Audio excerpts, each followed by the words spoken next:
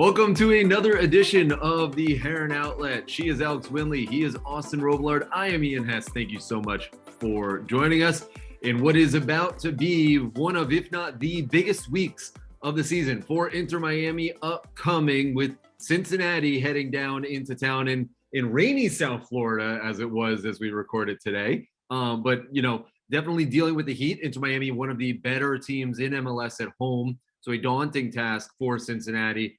In what really is turning out to be six-pointer, guys. We'll get to all that and more coming up on today's show, including where Miami stands in the Eastern Conference race as we're starting to get into that final third of the season, with playoff implications seeming to be bigger and bigger each and every time the Herons hit the pitch. So let's start with what happened last time out. Obviously, a very tough road test against the defending MLS Cup champions in NYCFC at their place. Inter Miami falls 2-0 in what really, we talked about it in our spaces after the game, never really seems like they had the optics of a team that was going to come out of there with a result. You would have thought that the performance would have been a little more ambitious, perhaps. Kieran Gibbs getting the only shots on target until the very end throughout that entire game. Inter Miami, at least to me, never really looked like they were going to score. But definitely some controversial calls. We'll get into that in a sec, guys. But let's just start with the overall game. It's a difficult pitch always in Yankee Stadium with how small it is. Didn't really play into Inter Miami's hands. Phil talked about a post game with they really need to get wide to get going. We've talked about that at times this year where when they do try and do those regular crosses like the English style football, sometimes they're so low percentage that you wonder why they try it so much. But when they get those angle runs in, it looks a lot better. On a pitch like Yankee Stadium, sometimes I think you might need to come up with a different strategy to even attack the field, let alone attack your opponent. Yeah, and one of the standout numbers for me was the possession that they had and the completed passes they had. And it just kind of showed you that they don't know what to do with the ball when they're passing it in between each other. And that more direct route one style, those angled balls that Ian, you will always talk about, that's what Miami needs to play and what they need to try and, not necessarily work on, because that's what's given them the most success throughout the year, especially offensively. But when they had this time on the ball in a shorter field where they couldn't play those angled passes, that route one style, and they ended up getting down to the byline and playing those English style crosses, it didn't seem to work in their favor. And I think that was the biggest thing for me in this one. They had a couple of decent chances, I must say, in the first half. There was a couple. I think Kieran Gibbs had a really good one. And then later on in the match, it just seemed like even being down a goal and almost two, after that second one got rescinded in the first half, they didn't grow into the mats as they should have. We didn't see that comeback Heron mentality that we see at home at Drive Pink Stadium, and it seemed like they fell off of a cliff. And I think their only really good attempt in the second half was that Emerson Rodriguez chance in the 91st minute or something crazy like that. So for me, I think it had a lot to do with the smaller pitch. I think it had a lot to do. And if you listen to our spaces after the game, by the way, go check out our Twitter. We're talking after every game and you guys can come in and join us and ask us questions and everything. But if you weren't there and you didn't listen to it, you can, by the way, we record them and they're still on the Twitter page. Sorry for all the plugs here. But anyway, shameless plugs are always welcome. We need them. I love them. And so, that pitch and what Miami had to do because of the pitch and how New York City was playing against them, I guess it probably wasn't worked on as much as they needed to be because they weren't that good in possession, despite having the possession, despite completing passes. It was a lot of those backwards passes and non-progressive plays that they needed more of. Yeah, and I think this game as well shows that Gonzalo Higuain is probably not the guy you want leading the line anymore for Inter Miami. I think we would all be in agreement that, Campana has won the starting spot, but just seeing him against NYCFC, yes, he had a couple of good moments where he tried to combine with the midfield and try to get runs in behind, but it just looks so slow and too slow to react and not agile enough. And yeah, I know he's sort of a fan favorite because of what he's done with Real Madrid, Juventus. He's Argentinian, but just watching that game and, having Miami try to play balls over the top and Gonzalo either being offside or just too slow to get there. It just looked really sluggish and tiring and as well Neville I think was a little bit too slow to change up his tactics a little. I mentioned I have a screenshot on my tactical Twitter account where it sort of explains that instead of Indy and Robert Taylor being on the wings where their dominant foot is hugging the touchline, they could have swapped wings, have them cut inside so there's more numbers through the middle. Because Yedlin and Gibbs were keen on overlapping runs anyway, they could have the two wingers could have cut inside, producing more numbers through the middle, so they could probably just overload what NYCFC was doing instead of just trying to play through the wings like they normally do. So I think Neville was a little too slow to switch it up, and by the time they got to the second half, I believe they were down a goal anyway. And Miami, they have horrible road form.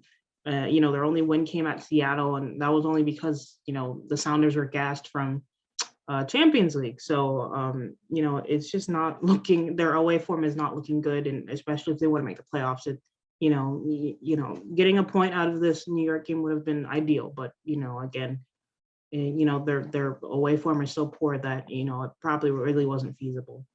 And Alex, you make an interesting point there that tactically how it works, and not just with pulling the wingers out of position, but Campana and Higuain are inherently very different styled strikers. And I wonder, like you said, a fan favorite because that comes with the name. So when he scores 2-2, all of a sudden that name, that gravitas, that gusto comes back. And, you heard a lot of, oh, is Higuain back? Are they going to re-sign him? Is this worth the designated player that he has? That was very knee-jerk at the time. And I think that the problem that happens with it is it's not that he can't give you those goals when you need it, because let's be honest, those two goals were very important in the situations that they, or at least very much so against Charlotte. I think, though, that them being such different strikers, it requires such a switch in style of play from the surrounding pieces that it puts you back. But I wonder, without that secondary striker that plays like Campana, where else could you go? Is it Coco who's coming in? We'll talk about that in a sec. Is it Emerson? I don't see either one of those necessarily as that striker in a Campana, that number 9 style.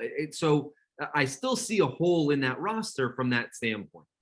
Yeah, I agree. I honestly think Miami this offseason has a bit of a conundrum because Neville's contract runs out at the end of the season, and presumably also at the end of the season, Miami will have 3 or 2 DP spots open, depending if they re-sign Pozuelo. So do they want another Diego Alonso situation where maybe they re-sign Neville for a year, he brings in his DPs, and then after the year he leaves, and then the next coach is stuck with these 3 DPs and players that Neville wanted to sign, but not necessarily whatever coach that they may bring in wants to play. And even it goes with Campana as well, and the Quarantine John comparisons. Obviously, they're 2 different builds. They're 2 different sort of strikers. Coco is not going to play with his back to goal. I think he's about 5'6", so he's a bit on the shorter side, so he's not going to be that hold up striker like Neville likes, like Campana does, and that's why Higuain and Campana right now, that it's different for them, because Neville does like a striker that can hold up play and run in behind, but he likes a striker that's good in the air, typical English, tall striker. So yeah, I think it's just I think that's part of the reason why they listed Coco as a winger as well, and less as a center forward, because the way the team plays, I can't see Quarantin playing with his back to goal. So just a lot of questions, a lot of different pieces to the puzzle, and it'll be intriguing how Jean does get on eventually when we hear from him and see him on the field. Austin, I want to go to the first goal that happened. Again, controversy for Inter Miami. Again, coming in the form of the referee and the decision, a lack of decision. We were sort of awaiting if the referee organization was going to comment on it. They do when there are egregious fouls or mistakes that are made. Not done in this case. If you remember back, Pozuelo looks like gets pulled back. For me, it was a foul, but I could see you making the argument, not you, but I could see the argument being made that it's a bit soft. Maybe he should have gone down. Maybe he should have, exacerbated it a little more. Nevertheless, gets dispossessed. Maxi Morales, maybe a hint offsides, and MLS has a little bit of a different offsides standard than other leagues around the world, where they sort of give you the benefit of the doubt if it's close enough. That was an example of that there. They're not doing the lines like you see in EPL games. So I guess it was a perfect storm of controversy that would have allowed that. Drake gets beat 5-hole as well, near post, like right there on an acute angle. So you don't like to see that. I guess just break down where you can stop that from happening, because it seems to be those turnovers in midfield seem to be killer right now, especially that right in between the mid third and the defending third. That's that danger zone that they can't seem to give the ball away from, and they consistently do it. Before I get to that, I want to say that this goal being allowed, just the hypocrisy of it got so heightened by the fact that there was a second goal in which that looked way less offside than the first goal. Like, let's just get that out of the way. There were 2 goals scored in the first half by New York City, and one of them was ruled off and one of them wasn't. And it was the complete opposite result of which one was meant to go in and which one wasn't. It was just, that's what really heightened all of this. Like, if there wasn't that second goal, that second turnover, sure, we could have the conversation, but it wouldn't be as heavy as it is right now. But that's for another discussion. The referees, I think, got that wrong. But I do want to talk about that give up in the back third, because it was something that I was really critical of Gregory in the beginning of the season. And I think he's kind of taken it away a little bit. He's been a lot better with it, but there were times where he was just on the ball for too long. And I think Pozuelo in this specific scenario, granted, whether he was held back or not, with his back to Miami's, or his back to New York City's goal, and trying to shield off a defender in that zone right near the half circle, that's just something you're taught, as a younger player, pretty much not to do. And granted, Pozuelo has all the talent in the world to be able to get himself out of those situations, but he's continuing to run the risk. And I think that specifically, especially with how disorganized Miami's backline can be when trying to build from that area in terms of recovery and where they're positioned and how they want to build out, any decent team's going to make you pay. It's exactly what New York City did. Granted, was he offside? Probably. Was it a foul? Probably. But at the same time, there's small margins that need to be worked on. And like I said, I was critical of Gregory of it. Jean Mota has done it as well. I'm pretty sure Jean Mota kind of did it, but not really. It was that first Charlotte goal that he scored in 20 seconds where he lost the ball after the throw-in with his back turned the same exact way. Different position on the field because he was out towards the wing, but at the same time, he still lost the ball in a similar manner. So there's a lot to be said for that, a lot that needs to be worked on. Does the play out of the back need to be quicker? Do the midfielders need to understand that they need to be in a different position when they're on the ball in those scenarios? Do they not need to trust the defenders as much in terms of giving them back passes? There's a lot to be said for how it needs to be fixed. I'm not exactly sure what the answer is, but I just know that the ball can't be lost in those areas. That's something you're taught. That's soccer 101, passing the ball like that and trying to make sure that you're not giving your opponents any type of comfort in that area, especially when they're pressuring you, is something you need to avoid. So for me, it's tough. It shouldn't have been a goal, but it was, and it's at the fault of the midfielder, in my opinion. Yeah, and MLS came out and pro referees came out and actually, I don't know if you guys saw the Seattle Colorado game. There was a missed call where sorry, my nephew's in the background. Continuation of the foul game, right? Yeah. Yeah, there was a foul, and your nephew's screaming about it too. Yeah. And what was it? Pro referees came on Twitter and said, yeah, that was indeed a mistake. So we know that pro refs have that in them to, kind of goof and not get the call correct in the during the moment. So it's just a reoccurring theme in the league and MLS. And yeah, it's starting to cost team points at this point in the year. And Neville was visibly upset about that in his post-game conference, and he just hesitated in going further into that, but it's a league-wide thing where the refs just get it wrong and horribly wrong sometimes. And I think the insult to injury is that MLS as a league, they have these instant replay videos where they think it's funny and kind of cheeky to oh, what missed call happened this week, when at the end of the day these teams are it's people's livelihood at this point. It's depending on if the coach is on the hot seat or not. If he drops points, he could lose his job. Players could be sold next season, and it's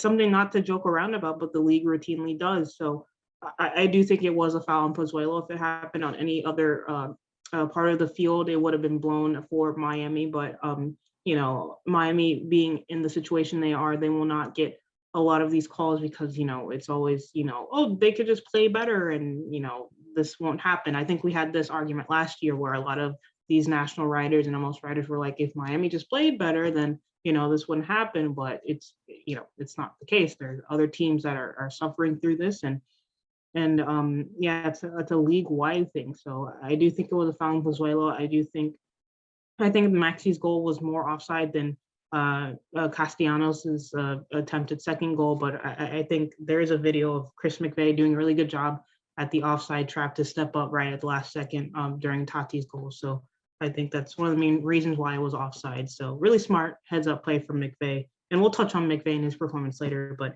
yeah, MLS just needs to get it together in regards to their officiating and everything, because they do want to be a top league. Of course, it's not like the Premier League doesn't have these, gaps, but they need to get far more consistent with their play calling. And, it's just a recurring theme in the league at this point. Yeah, I often wonder if that you make the call thing that they do on Instagram or that they do. It's like it's minimizing it. I think it's promoting the mistakes that the referees make in your league. So I guess I don't know if it's necessarily such a great idea. It is worth noting that the referee for that game was Alan Chapman, who is considered one of the better referees inside of MLS, especially calls. If you heard the name before, Alan Chapman is sort of known for doing the big games in the Western Conference. So whenever you get your Seattle Portlands or LA, El Tráficos, Alan Chapman is one of the premier Western Conference referees. He does both, but is based, I think, out of Utah. So it does a lot of the West Coast games over there. And so I think it was the second time that Inter Miami saw him this year, the other one being the Dynamo game in Fort Lauderdale. So, I to go to your point, Alex, of the, oh, well, if Inter Miami played better, then they'll get the calls or the calls won't matter as much. I went through and I noticed that games were 80 minutes over the past 7 instead of 90 as they were. Inter Miami would be 0 wins, 2 draws, and 5 losses with a -8 goal differential. Instead, they're 2 wins, 1 draw, and 4 losses, 7 points instead of 2, and a -4 goal differential. So those are 5 points that they've made up in the past 7 in the last 10 minutes. So they are getting away with things there. And Phil's touched on that in the past where it helps them at home because of, environmental things and South Florida things, maybe South Beach flu, we could throw that in there, and stuff like that. But, it is worth noting that, and we've talked about the first half, we don't have to get into it here, but again, they haven't scored in the first half since May. So it's going. That's not good enough. Yeah, it's not good simply not good enough. Yeah. You mentioned Christopher McVey, again, putting in a 90-minute performance. Inter Miami has played 21 MLS matches this year. Christopher McVey has started 21 matches and finished 21 matches, played every single MLS minute for the team this year, 1,890 off the top of my head, 90 times 21. Yeah. Okay. I think I'm good there. So McVey has really been the go-to, your bread and butter, like day in, day out guy. Yedlin is close to him in terms of minutes. So you basically know 2 of your 4 back lines. You played that game without Damian Lowe, which allowed McVey to, because of yellow card suspension, allowed McVey to play centrally and Gibbs to start out on the left. McVey has been known to play, left back for most of the season. And we talked about him compared to Yedlin not getting as high on that wing back.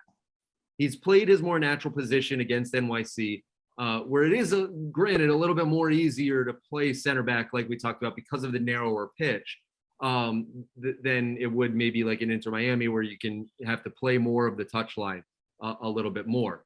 With Lowe now available, with the play of Sailor, Mabika kind of, doing a roundabout on it with who plays and who doesn't, and Gibbs playing well against NYCFC. Do you see Phil keeping that same back line and just replacing Lowe for Sailor Mabika, or are we going back to the traditional four that we've seen for much of the year? Austin, if you want to take this one first. Yeah. Look, I think that McVay would benefit and Inter Miami would benefit a lot from him playing center back, but I really think that it's all contingent on Kieran Gibbs. And granted, yes, Kieran Gibbs had a good game against New York City FC, but for 14 or 15 more games I think it's 13 now, actually, they've played 21. Is Kieran Gibbs going to be able to play 13 games, 60 plus minutes? I don't know. And if he is, then I think that it should be a McVay-Lowe partnership and you let that ride out. And I think also, I might just bring this up out of nowhere, and I don't know if you guys are expecting it. I'm getting a little critical of DeAndre Yedlin's positioning in the back line at times. I think there's times in matches where, yes, he does go up the pitch a lot and he does have to recover, but I see a lot of spaces given up, whether it's on his far side or it's on the inside next to the center back, in which he's finding himself having to make huge recoveries. And when he's not able to do that, you look at the Jordi Reyna goal against Charlotte. That's one that I can point out specifically. It just seemed like, he's getting himself into positions where he's trying to do too much and he's not able to get the backup and help that he needs. So I don't know if he needs to be a little bit more pragmatic in his approach in terms of defending. That's just me. I think he has to do this, though. I think he has to get but I think it's costing Miami. I think that's why we're seeing such a separation in the organization of the back line. Yeah, I get the Reyna goal. I think that Charlotte was the only one where you can really point to it recently. There were times, okay, it didn't necessarily lead to goals in the New York City game, but in the first half, I thought a lot of where New York City was finding success was a separation between that right center back and DeAndre Yedlin. Yeah, well, the other thing that I would say to that too is that it basically, like, they're putting, whether it's Lowe or McVay, they're putting them on his side to play that cover. Yeah, I don't know. I think with Yedlin's speed, he can afford to do that. If this was like I don't know, if Dylan Nealis was still on the roster and he was doing that, he does not have the recovery pace. So obviously, I think it's just dependent on the player, really. Yedlin is quick enough to get back. And you did mention the Jordi Reyna goal, which was, really good goal. But, I think with Yedlin's speed, I think he's comfortable enough just running back when, stuff like that happens. But I do get your point. I just think I think it's something to watch going forward and how this back line is going to be. Because, you're talking about what are we going to do with the center backs now with McVay being able to, we knew he's a true center back and he's been playing out on the left, but we saw how really, really, really well he did in this New York City game, keeping him and Sailor together. I think that the organization of this back line needs to get figured out by the time they're playing these important games like Cincinnati. And I think that Yedlin's defensive positioning is a part of that. And I think it's something to watch personally. I do think that next season, whoever's coaching the team, I don't know, we don't have any insider information. I think they should go out and get a really MLS proven left back, because if Gibbs is going to be this unreliable player, I think they should just, pull what they did with Yedlin, essentially this past off season, go and get an MLS proven left back that maybe is not getting as much playing time as he wants to, bring him into Miami to be that number one guy at this point, because Noah Allen is still, I think, a little bit too young to take the starting job, and Gibbs is, he's just so, he's not always fit and sometimes, so you need that consistency there. So I think that would be an interesting shout as Miami headed to 2023. But I think for in the future, I think it'll be a Lowe McVay pairing. I really do. I think McVay is only playing at left back just because of a necessity at this point. But he does look much more comfortable back there, and I think the Low McVay pairing could be really interesting because Low can be the more aggressive, intercepting, push-up center back, while McVay is really good and calm on the ball. So it'll be a really nice contrast there. Guys, let's switch to who's now coming into the squad from overseas. Coco Jean going to finally be training this week with Inter Miami. He comes over as a TAM player for them, a signing that the visa process took a little bit longer than I think many had hoped for, but that's now resolved.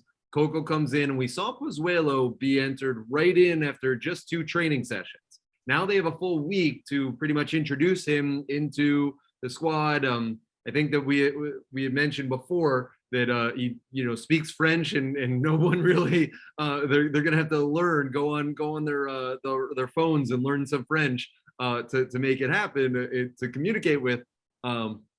But definitely from a depth point of view, Ariel Lassiter has been out for a while. We mentioned the Campana Higuain thing. He can play up top. Emerson Rodriguez has played well. But I wonder if this is a situation where you introduce him right off the bat, or is this sort of a earn your spot, earn your role situation for him? I tend to go with the latter simply because of the importance of these 3 games. But just introducing an unknown, not that it could be a bad unknown, it could be a great unknown, but introducing it right now, I'll pump the brakes for a sec. Austin? Yeah, I agree. If you need to give him a 15-minute stint towards the end of the game, if it's a 1-1 or you're down 1-0, or even, I mean, honestly, if it's just a close game by any means, with 15, 20 minutes left, I think you just let him get, some game time, understand MLS speed, because you can't really replicate that in practice. Let him go. But it's different because Pozuelo obviously came from MLS and he was playing MLS minutes and he understands the league. And with Coco, there's the language barrier, of course. That's the one thing. And granted, a whole week should be more than enough time to figure things out for a professional footballer and professional coach to make things work.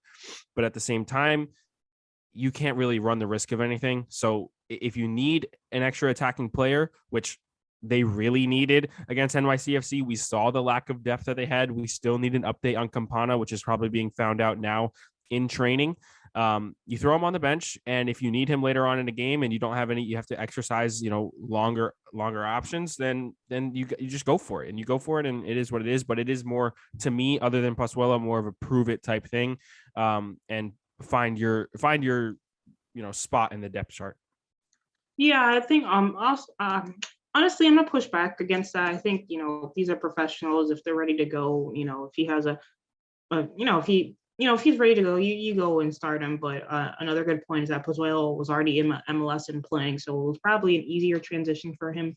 But I think if it's needed, I think Jean should go and start. I think right now with Lassiter down and Emerson maybe not quite there yet, Vasilev, he's not, other than those 2 goals, he's not really made an impact genuinely. So maybe putting Jean on that left-hand side will bring something different, because right now, Vasilev is, I think he's probably better coming off the bench. He's really crafty and quick and technically good. So him coming off the bench with 10 minutes or 20 minutes to go with those, his quickness and legs, it really hurts the other team, because he's really unpredictable in terms of his dribbling. So I think if he's fit to start, you start him. But at the same time, for Pozuelo, it was easier for him to transition into a play because he was already in MLS. So I think it's entirely dependent on how Coco and Neville feel, and we will see tomorrow. I think is his introductory press conference. So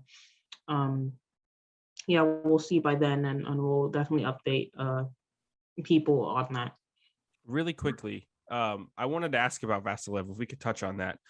Is his style of play just more suited for this bench role? Can he be that Energizer Bunny for 90 minutes? There's just no way. From the start of a game, when you're trying to feel things out, it just doesn't seem like, especially in this New York City game, he's had good starts before, but with this New York City game, going against a top side, Indiana Vasilev was not able to get the ball rolling. The ball under his feet, he was running around in circles and trying to figure things out, and he couldn't do it. But when you give him the instruction to come off the bench and make an impact, it just seems like that suits him way more.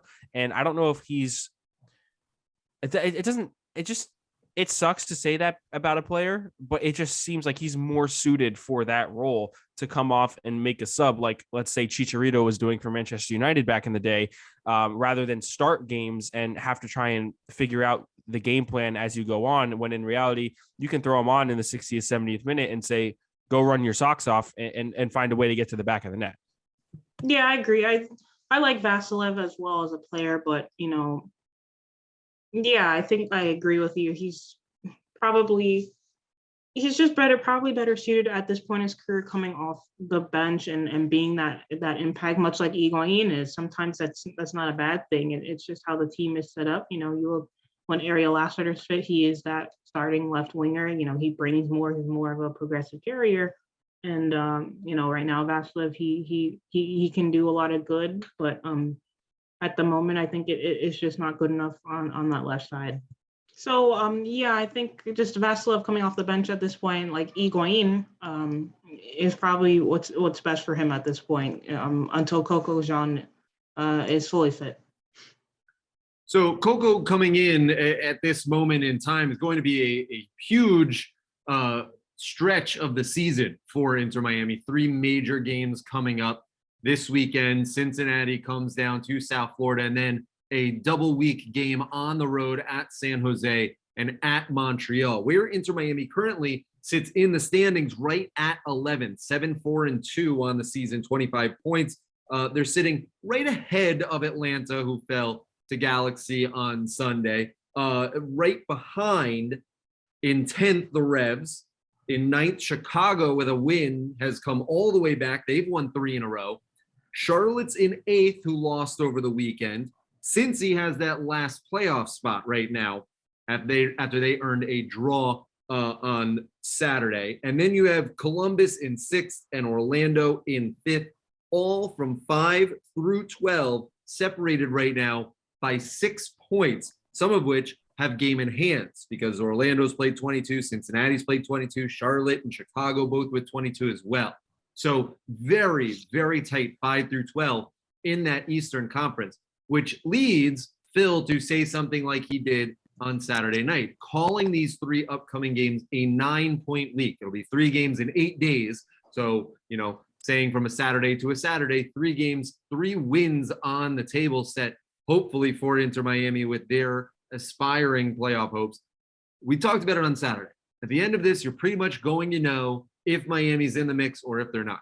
If they get, I'd say anything less than 3 points, it's going to be tough the rest of the way. Yeah. I think between 3 and 6 and 7, they're still in the hunt. You get all 9, all of a sudden you see with Chicago, they went from the cellar in the East. Now they've even jumped Inter Miami and the Revs up to 9th. So things can change very quickly there. Let's discuss the importance for a sec, because, we had talked heading into the Barcelona game, how they need to look ahead to NYCFC and not focus so much on Barcelona. That didn't work out very well because they did take that time. They did care about that. I look at this as a block. I don't look at this as just the Cincinnati game, take care of business on Saturday. I think this is a stretch, and you need to be able to perform in this stretch in order to compete in the playoffs, because the Cincinnati game winds up being a 6-pointer because whoever wins that is going to gain on the other, right? Inter Miami would jump Cincinnati with a win. Cincinnati would go clear with the game in hand of Inter Miami with a win for them. And then the San Jose and Montreal ones, you're going to have to get some road points eventually. This is really one of your best opportunities to get it. So the idea of maximizing maybe 4 points, hopefully 6 if you're Inter Miami, that becomes huge later on in the year when, okay, maybe you can pull one at a Columbus or at a Toronto. So for me, you're looking at these 3 games as a totality of all of them, not 3 individual games. I 100% agree. I think that the one I would say the Montreal game, yes, is extremely important as well. But for me, it's the least important because it's probably going to be your toughest test. And I know that flying all the way out to San Jose will be tough, but San Jose is not a good team. San Jose is not a good team. They're not a good team at home. And you could possibly take care of business there and come away with 3 points, or I guess you're probably not even coming back home and going straight to Montreal afterwards because of the schedule. It's just this Cincinnati game for me. I understand you saying that it's a stretch, but if they don't figure this out, if they don't figure this out on Saturday and they don't walk away with 3 points, you're starting off the stretch and you're pushing it to another stretch of another 3 games without the Cincinnati game. And like you said, with the Cincinnati one, because in MLS, Ian, as we always love to say, the tiebreaker is wins. The tiebreaker is wins. And right now, both Inter Miami and Cincinnati have 7 wins. So if Miami can get this game and win, they'll be on 8 wins with the same amount of points as Cincinnati and a game in hand. There is no way you do not take advantage of this opportunity. There is absolutely no way you think you could possibly think that there is points to be dropped here. None at all. You need to take advantage of the 7th spot in the East because I'll be honest with you, Columbus, Orlando, Montreal, not even Montreal because they have 35, but Columbus and Orlando, they're going to be extremely hard to catch. Extremely hard. You look at the signings that they've made. Orlando just brought in Giacchini. You see what Cucho Hernandez is doing for Columbus, scoring left and right in very limited minutes somehow.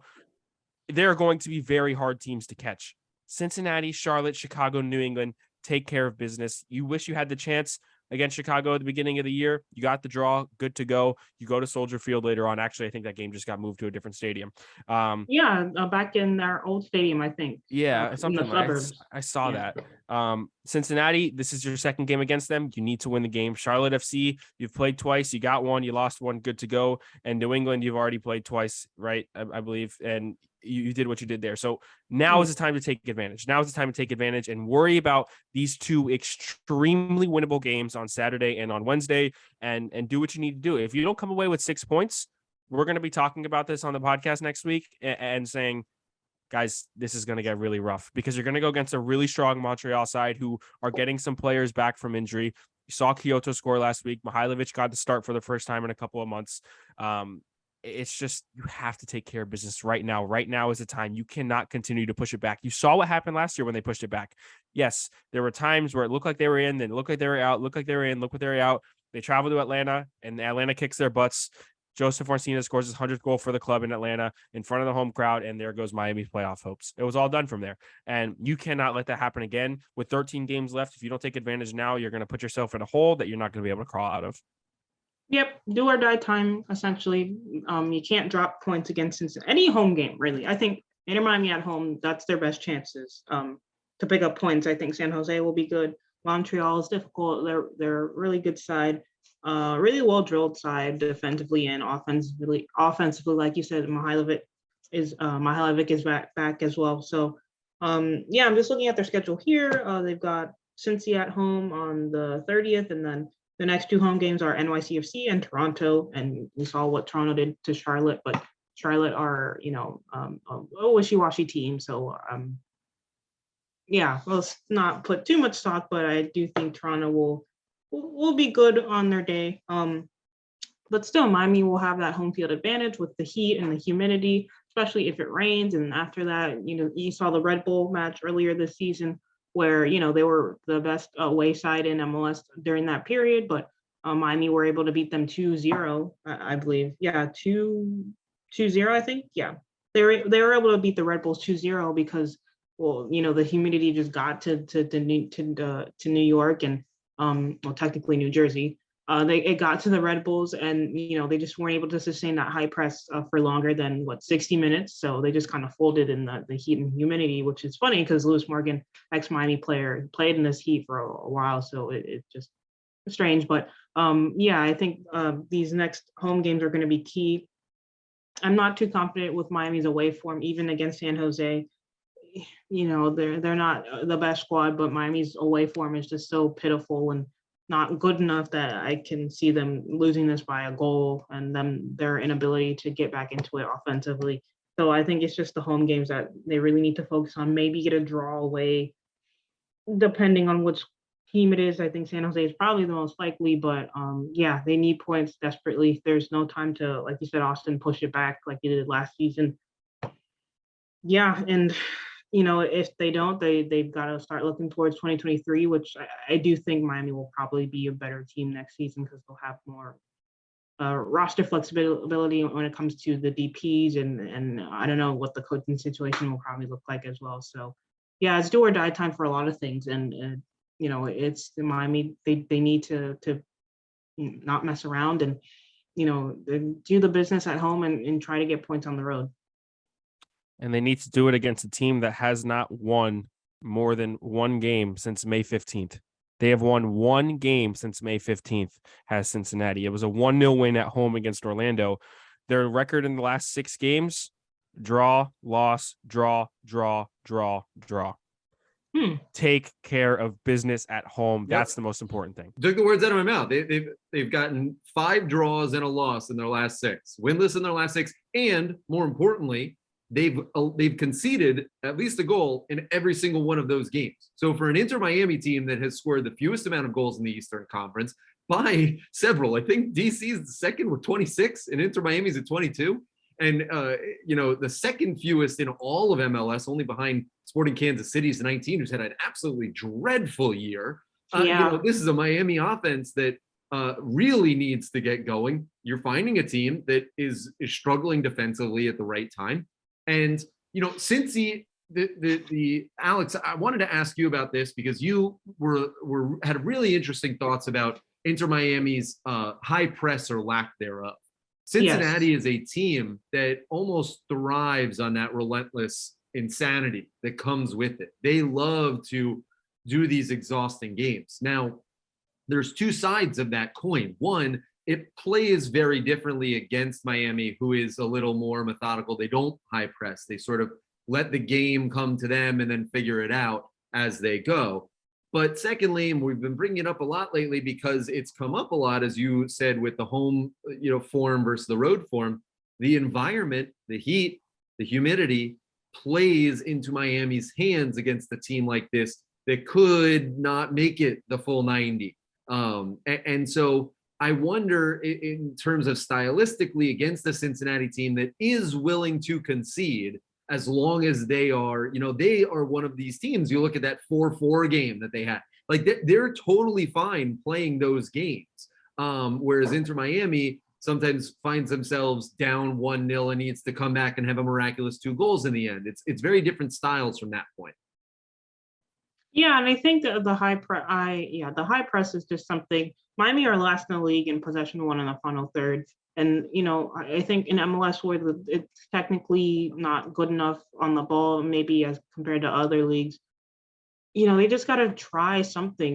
Miami have a lot of good, like Gregory, for instance. We were talking about how you guys don't like Mata playing as that number 6 and Gregory in our spaces. Gregory is higher up the pitch. I would say that, Neville doing that would make sense if Miami were a high pressing team. Having Gregory higher up the pitch would play to his skill set for him to just tackle and then win the ball back and pass it to Pozuelo to do the creative thing on offense. But when Miami don't press, what's the point of playing Gregory there? He's just, he's not good. He's not that good on the ball compared to some of his other teammates. So it's just really confusing to have him play as a 6 as an 8 instead of a 6.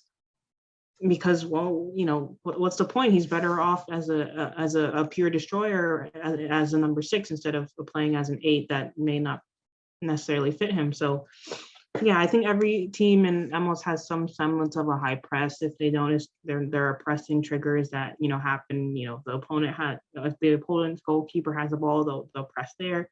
Maybe they'll only press towards the touchline. But Miami doesn't. They don't do any of that. And it's at first it was because Higuain starting, he can't run as much, but now with Campana, you don't really have an excuse really. Like he's quick enough to do that, and so are the wingers. So yeah, I don't know. It's something that they should think about doing because being last in the league and possession one in the final third when obviously it doesn't translate over to success because DC is also up there, but I think the best team at that in the league. Let me look up their stats, but. Yeah, Miami should just definitely attempt to implement some sort of pressing trigger or something because sitting back and sometimes it works, sometimes it doesn't. I think in Miami, sitting back and not exerting that energy works. But like against New York City, maybe they could have done something. New York was just picking them apart, especially in the second half. There was no pressure on the ball from Miami, and it was just too easy for New York to just will play through them. So yeah, it's New York's the Rebels are the top team in the league when it comes to possession one in the final third. DC is number 2, LAFC another good team, number 3 FC Cincinnati another pressing team, Sporting, then New York, Philly, yada yada yada. So all these teams in the top 10 aren't necessarily world beaters, but a large majority of them are in a playoff spot or hunting for a playoff spot. So what does that tell you? Maybe pressing could be helpful in certain circumstances. So yeah, I think it's just Phil Neville's stylistic sort of play. I think even if he had the players to implement a high press, will he do it? I don't know, but Miami has to try something, try to risk it. I think Phil now mentioned after his press conference about how they need to attack these last couple of games, and it's true. They don't have time to sit back and they have to go for it now. They have to take some risk, or else they're going to be sitting at home come October, and then when the playoffs start. Last thing quickly on the Cincinnati 6-game stretch. They have conceded a goal in the first half in every single one of those games. So this would be Miami's chance to score in the first half. And not only have they conceded one in each of the 6, they conceded a total number of 8 first half goals in every single one of those games in total. So this is the chance to do it. This is the chance to finally score in the first half. And Ian and I know will be 100% raving about it if they finally do it, because they'll break that curse. And I think, what was it? The Portland game back in May 28th or something 28th. Like that. Yeah. It'll be more than 2 months. I know you've got a little whiteboard in the background, Ian, counting up the minutes every single time a number goes by. It's easier as I've tracked it, because it's just adding 45. Yeah, exactly. Yeah, no, it's crazy to think about. It really is. But this is a time where, like you said, FC Cincinnati, a great high pressing team, but at the same time, they leave themselves vulnerable at the back. Coach is okay with it. They have high scoring games. They have draws. This is the time to get out in front against a team who's going to put the pressure on you, because they are okay with conceding goals. So go ahead and go for it in the first half. Do not play reluctantly. And how much is Inter Miami's offense linked to their results? In the past 9, when they've gotten an XG of even 1, just 1.0, 6-2-1. When they just have when they're just expected to get a goal, they're a really good team. That's how difficult it's been on offense. So I think almost, Alex, like that was why I brought it up, is like, play into Cincinnati's hands, play that, devil may care attitude. And you brought up Gregory and Mota. Like, on offense, I'd almost bypass them in this game. Play a 4 and a 4 and just long ball it over the top and just play ping pong, and have Gregory and Mota only really care defensively. So you hold that, and then just play the long ball. Don't try and play out of the back, because Callender had a difficult time against NYCFC. The back line had a difficult time against Charlotte. This has been, so just play over the top and go from there. If it's 4v5, that's fine, because Cincinnati's proven that they can't really handle that regardless. So this is a game for me where Pozuelo really could shine. This is a game where if you would love Lassiter, because if you could have the Lassiter, Taylor, Campana, Pozuelo thing in this game, you just throw it over the top and say, you guys go have fun, and really go from there. To me, tactically, that just makes sense against a team that struggled defensively like Cincinnati. Yeah, and I think it'll. Oh, and Bryce Duke as well. Maybe try switching it up. Maybe he can play as a number 8. Maybe Malta can get some rest. I don't know. I think there's a lot of interesting combinations there. I think Bryce Duke's he's going to be a really good player for Inter Miami. He was probably the only player against Barcelona that did himself some glory in that regard. So I don't know. It's just an intriguing game, but regardless, I think Miami just need the 3 points. Guys, while we have this opportunity, because a lot of what we're discussing is the playoff hope, and I know that we day in and day out are covering this team and seeing where they are. We see how they're in this bunched area. So as we're talking about it, we're I guess discussing it from the, does Miami have a chance at making the playoffs conversation? I wonder nationally, the conversation tends to be a little more negative. It tends to be that, Miami's closer to the bottom than it is to the top. And if that's our pink shaded glasses, or if it's their, I guess like, the whole us against the world that South Florida has, maybe it's both. But who's more right, I guess, would be my question to you. Is Miami closer to getting into this hunt, or is the national narrative that, this is another, underperforming season for now 3 years in a row? I don't know. I think I don't know. I think this I team. put you guys on the spot. We didn't have this in the rundown, but now that I'm just thinking about it. No, I think it's more of the national narrative's right, because they haven't proven themselves. Haven't Yeah. proven themselves under Neville. Yeah. They didn't make the playoffs. They made a play in 2020 under Alonso, lost 3-0, got absolutely battered. And then you go to last year, they found themselves out of the playoffs. You look at this year, they're sitting in 11th. Granted, it's very close and clumped up, but there were chances to put yourself in a position to where you're not looked at like this. So until they prove themselves, it'll always lean for me towards the national narrative, as negative as it can be. But there is proof to be done. I do think that they deserve a little bit of credit. They were getting some, when they had a decent stretch of games a couple weeks back. I think right before the international break, if I'm not mistaken. But right now, it's you have to give it to them and say that, yeah, they're probably more right than somebody who's saying they're closer to the top, because they have not proven that they can be a team that's closer to the top rather than a team that's closer to the bottom. That's just my opinion. Yeah, I agree. They've not done enough to really convince people. I will say they've done a lot of good, getting certain players out and just retooling the rosters for them to be able to, within the next 2 or 3 seasons, really challenge for something. But right now, I think people, especially the fans, they need to understand that Miami are still in a transition. They're not going to be world beaters.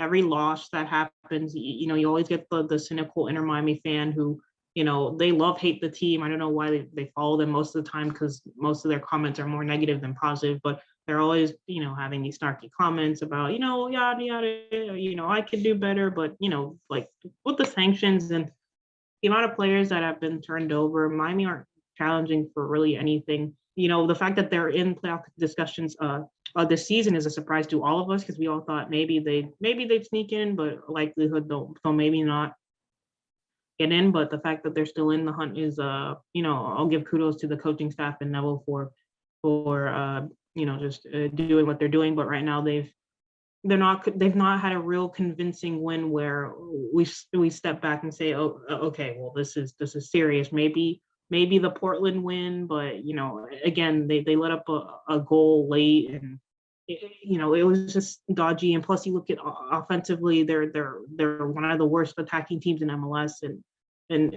we'll see how Pozuelo gets on, if maybe that gets better. But right now, it's not too convincing. In a way, the national narrative is correct, but I also don't think the national media they've not given enough credit to Neville for what he's done. But at the same time, I don't think they haven't convinced yet. Like I said, next season when they have the 3 DPs and more roster flexibility, or 2 if Pozuelo resigns, and roster flexibility, we will see. But right now, no, I don't think so.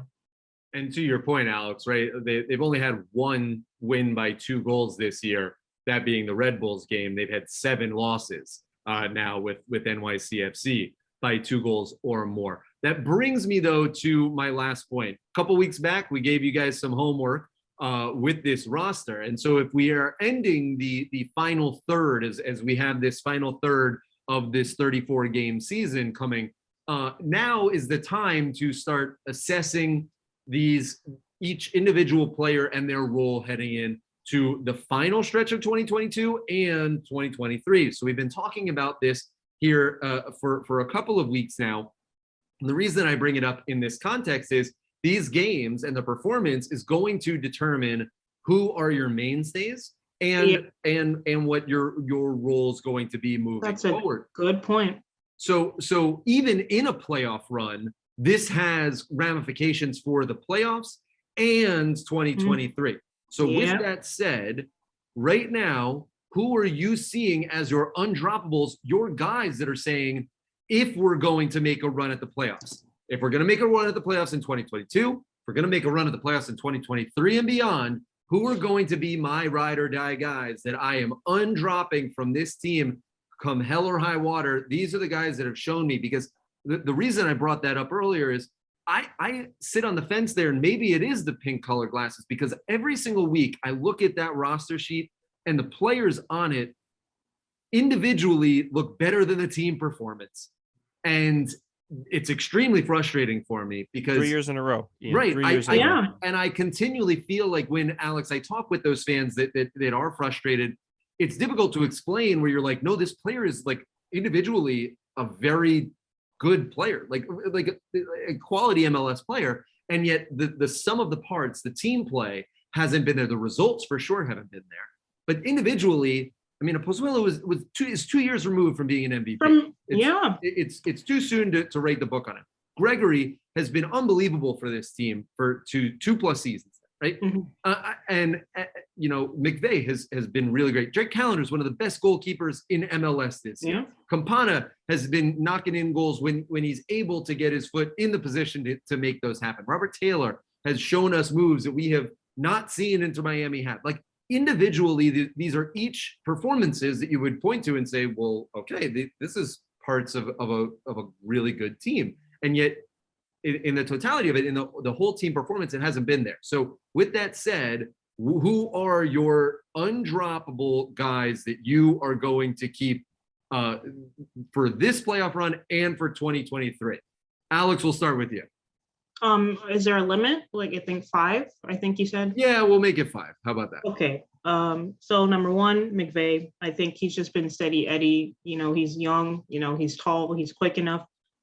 He should be a starting center back. Already, I think Robert Taylor jokingly called him the coach's son for how much he's played and, how much he's done for the club. So I think number 1 is McVay. Number 2, Gregory, even on his off day, his defensive, when he's not, like the Atlanta game, when he wasn't there, his presence was missed. So you definitely need him on the field. So Gregory's number 2. Number 3, I'll go out and say Robert Taylor. I think, I think next season with the full off season of a rest and getting used to the climate, I think in 2023 he'll have a real breakout year. I think he's just getting used to South Florida in the league. And, I think, him scoring 6 to 8 goals a season is probably where he should be, maybe even 10. So I'll pencil down Robert Taylor. I think that's McVay, Gregory, Taylor. That's 3. Of course, Campana, number 4. I think Miami, if they sign him permanently, we don't know. It could be to a young DP deal. He just turned 22, so we don't know. But I think with Campana, you found that figurehead that you can lead the line, and he's an Ecuadorian international. I know Austin's a big fan of him, so I think Campana is everything that Miami needed in a striker, and he went and delivered. Last, I think, it's just difficult because there are a lot of guys on here that Damian Lowe. I'll go with Damian Lowe. 2 center backs, McVay, Lowe. Even on Lowe, Lowe, he does have. It's just because he's aggressive. He does have that mistake in him, but I think when Lowe is on his day, he is a MLS Team of the Week consistent performer. Genuinely, I believe that. So, I think in the future the center back pairing will be McVay and Lowe, and I think the 2 of them together can get on really well. So those are my top 5: Damian Lowe, McVay, Gregory, Campana, and Robert Taylor. Interesting list, Alex. Ariel Lassiter is an honorable mention. I would say both McVay and Lowe for me are honorable mentions. And I'm going to go a little different here. I think that I'll start with Campana just because I'll take instead of our pink shade glasses, my yellow, blue, and red shade glasses off, my South American glasses off. I'll say that Campana for me is the striker that this team needs, as Jorge Mas said. So I'll just leave it at that. You said enough about Campana. I'll leave it there. I think Gregory is also another one that has to be in the team. And I know that I was critical of him, and I know that at least in the beginning of the year, but with his presence miss, you understand exactly what this guy brings to the pitch. And I think you need him at all cost. I wish Phil Neville would use him in more of a 6 role, but he does a job no matter what and where he is on the pitch. It has more to do with who else is covering that 6 role rather than Gregory not being able to do his 8 role. So Gregory, 100%, Campana, 100%. I would also say Robert Taylor as well.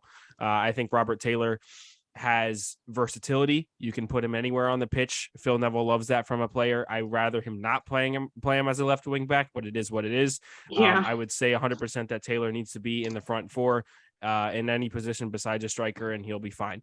Yeah. So those are the 3 that I agree with. The next 2 that I'm going to go with, this is going to sound pretty hypocritical, but DeAndre Yedlin.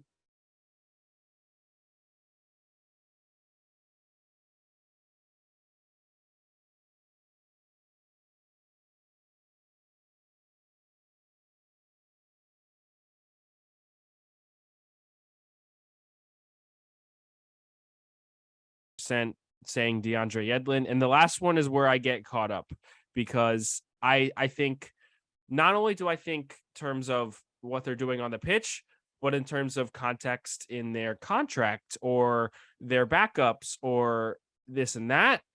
And this might be a little bit of a crazy one. I'm also going to put Ariel Lassiter on my honorable mentions, but I'm sticking with Drake Callender. 100%. I'm sticking with Drake Callender on a homegrown deal. You've got a backup behind him who's making like $350,000. 100% Drake Callender should be in the team.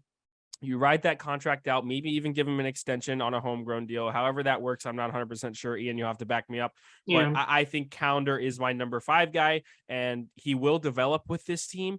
And if he could sort something out in terms of his distribution, we know that his shot stopping and his handling is better than a lot of keepers in MLS.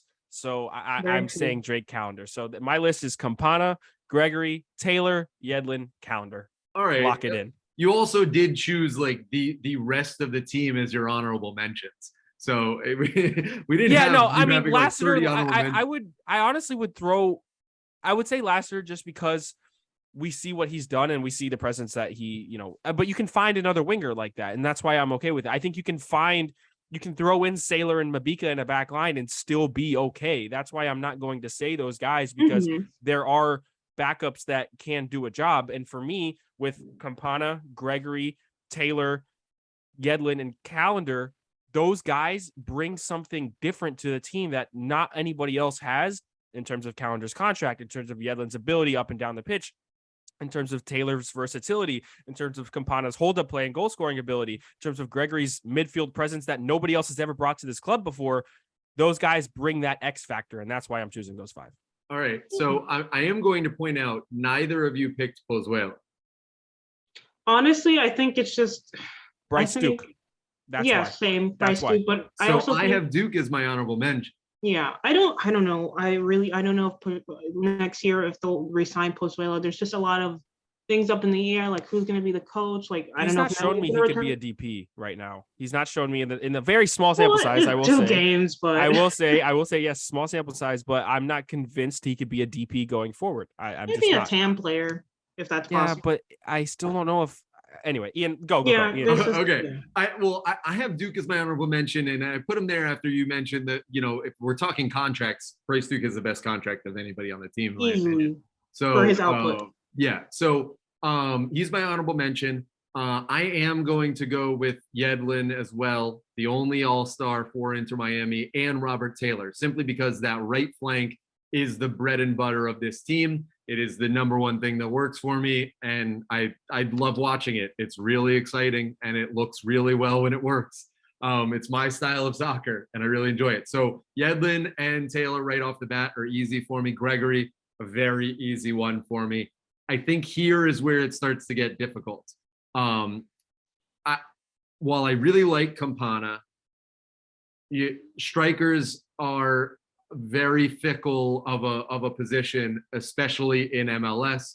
True. And so I'm hesitant there. I think that he's a great player, but when you're talking about undroppable, you're talking about a guy who maybe would be here for 3, 4, 5 years. And I just don't know if I necessarily see Campana ultimately being that. So I just very reluctantly going to leave him out from there.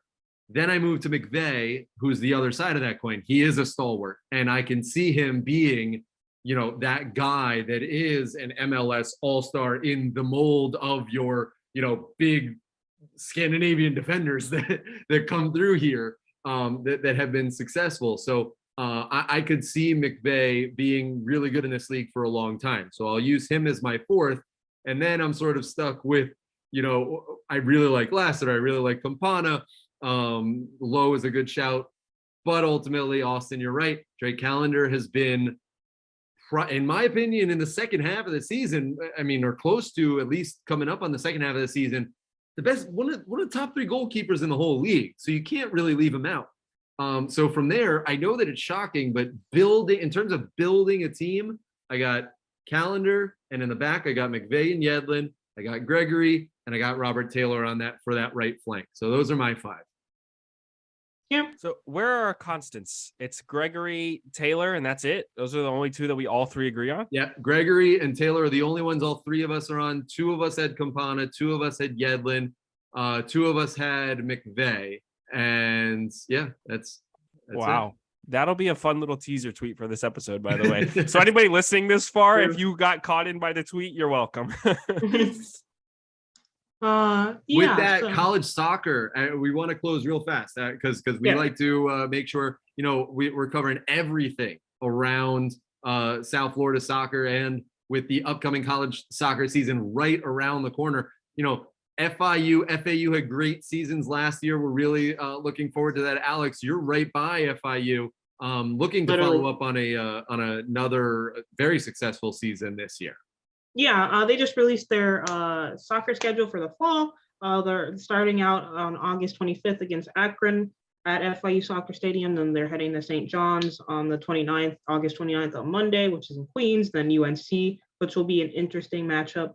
And then, the rest of the schedule is very, Conference USA. They play Temple, Memphis, UCF, USF, Florida Gulf Coast, and FAU is their that's how they finish out the season. So big rivalry game. It'll be interesting.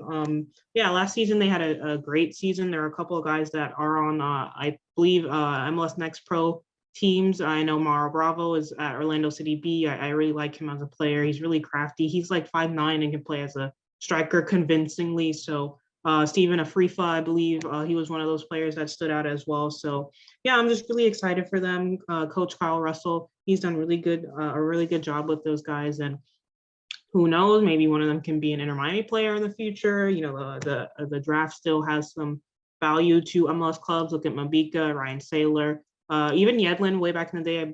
I believe he was drafted by Seattle. So there you go. So yes, pay attention to college soccer, y'all. It's literally the future of the sport. It is, and there's such great between for Inter Miami 2 fighting for a playoff spot. We didn't even get to them this week. I got the chance to sit down with Izzy Boatwright and really discuss his progress this past year. Just an unbelievable story coming from the U15s through the whole academy. He was playing in a park in Coral Springs just a couple of years ago, and now he's playing or representing his country in the CONCACAF Championship, where they make it all the way to the final. And him, along with Eddie Ascona and Noah Allen for the U.S., chance now to go to a U23 World Cup next year. So very good. You can check that out on our YouTube channel, as well as a ton of other things. Make sure you hit that subscribe button there, like, share, and follow us on Twitter. Follow us on Instagram. A lot of great stories from our producer, Andres. Game Day, always a great Instagram follow as well for our producer, Andres. He is Austin Robillard. She is Alex Winley. I am Ian Hess. This has been the Heron Outlet. Don't forget, Inter Miami versus FC Cincinnati, 8 p.m. Saturday from Drive Pink Stadium.